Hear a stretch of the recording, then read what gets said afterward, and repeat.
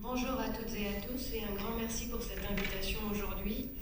C'était déjà très intéressant de vous écouter jusqu'à présent et c'est vrai que en tant que vice-présidente à l'Eurométropole de Strasbourg et adjointe à la maire, j'ai en charge la question de la résilience du territoire et cette résilience, ça implique de résister aux crises, comme ça a été dit ce matin, mais surtout pas pour remettre les compteurs à zéro, mais pour s'adapter derrière. Et donc, la résilience, il y a plusieurs interprétations, mais en tout cas, celle qu'on a, nous, c'est développer un territoire résilient, c'est un territoire qui doit finalement être résistant au choc, que ce soit les inondations, les îlots de chaleur, les canicules, les sécheresses.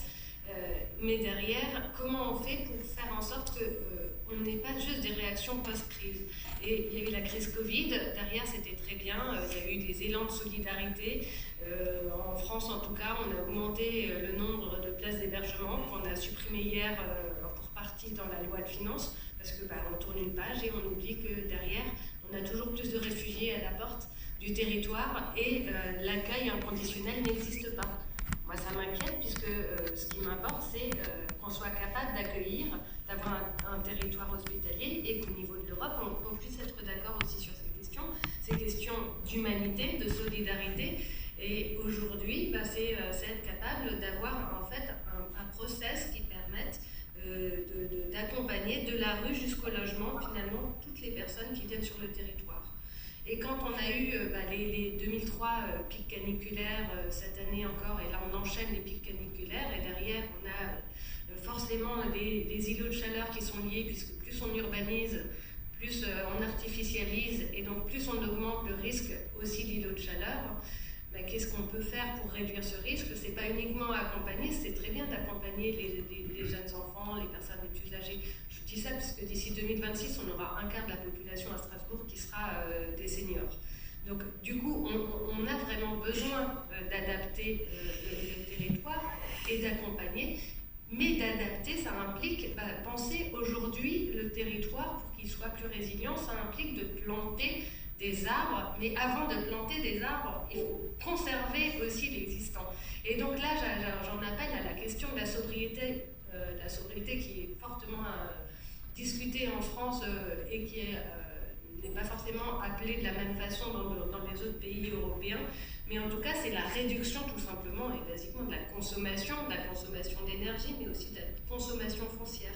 Ça signifie qu'il faut trouver le juste équilibre entre la part d'espace agricole qui va nous permettre de gagner en résilience dans l'approche nourricière, la part d'espace naturel qui va nous permettre finalement de résister au choc climatique, d'absorber les eaux pluviales, mais aussi de réduire les îlots de chaleur, et tout en maintenant aussi une continuité et une fonctionnalité écologique nécessaire pour préserver la biodiversité, qui est aussi liée directement à notre état physique sanitaire, et donc on a besoin de cette biodiversité, mais par contre, encore aujourd'hui, quand on parle de sobriété, on parle d'efficacité et de réduction de la consommation, mais en même temps, on met en place des process pour accélérer la mise en place d'énergies renouvelables.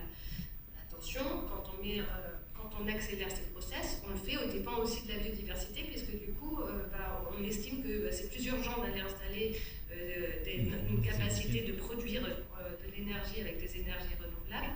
Moi, je suis d'accord pour le faire, mais par contre, pas au dépend de la biodiversité, qui est aussi nécessaire pour notre santé, qui est aussi nécessaire pour notre survie, sauf que elle n'apparaît pas sur la facture énergétique. Et donc, on ne va pas s'en soucier, alors qu'elle est nécessaire pour garantir aussi la résilience du territoire. Donc finalement, la teneur de mes propos, en tout cas ce qui nous importe sur le territoire de la ville et de l'Eurométropole, c'est donc cette résilience qu'on travaille à travers trois piliers, un pilier démocratique, un pilier social et un pilier écologique. Et aucun de ces trois piliers ne doit être négligé. Et tous mes arbitrages, je les prends en fonction de ces trois piliers. C'est pas simple, parce que c'est parfois le grand écart sur il faut une maison de service ou une maison de santé, mais ne pourrions-nous pas imaginer cette maison de santé dans un bâtiment qui existe déjà plutôt que d'en construire un nouveau? Oui, il faut construire à cet endroit, mais il y a des très beaux arbres centenaires. Oui, mais par contre, c'est très pertinent pour la vie du quartier. Mais ne pourrions-nous pas revoir finalement l'emplacement pour préserver ces arbres centenaires Donc c'est pas parce qu'on plantera 50 derrière qu'on aura les mêmes services rendus par ces arbres. Il faut attendre 100 ans pour avoir les services rendus par un arbre centenaire. Et on n'a pas 100 ans devant nous. Donc tout ça pour dire que ça implique, avant tout de mon point de vue et du point de vue de la collectivité, de l'exemplarité de la part de toutes les instances, que ce soit le Parlement, le Conseil de l'Europe, toutes les mairies, toutes les collectivités, tous les pays. On doit le dire, mais on doit aussi le faire.